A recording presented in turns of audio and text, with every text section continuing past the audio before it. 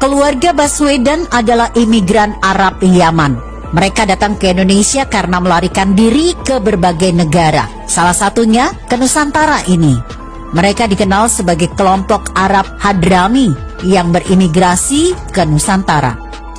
Mengutip artikel yang ditulis Markona yang disadur dari redaksi Indonesia.com, mereka merupakan kelompok miskin yang harus meninggalkan Arab karena ajaran dan tingkah laku mereka membahayakan politik pemerintah di masa itu, dengan selalu mengatasnamakan agama untuk mencapai tujuan mereka.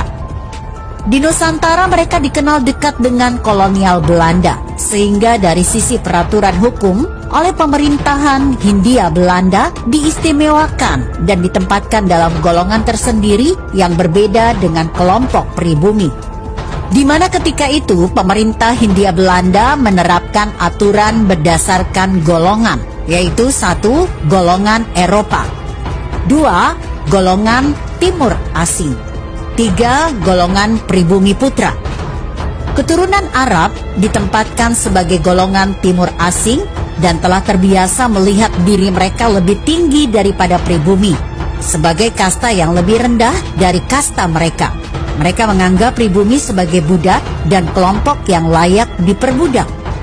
Untuk mempertegas keberadaan mereka sebagai kelompok yang berada di atas kelompok pribumi, Abdul Rahman Baswedan mendirikan Partai Arab Indonesia pada tahun 1934, yang merupakan partai identitas keturunan Arab sebagai pemilik kasta lebih tinggi dari pribumi itu sendiri. Abdul Rahman Baswedan merupakan kakek dari Anies Baswedan. Sejak tahun 1934 telah membentuk suatu kekuatan politik atas nama Arab, agar mereka yang berada di Indonesia diakui sebagai Arab Indonesia, bukan pribumi Indonesia, melainkan orang Arab yang tinggal di Indonesia, merupakan suatu politik identitas tanpa rasa nasionalisme. Kondisi tersebut masih tetap mereka pertahankan dengan pola berstruktur dan masif.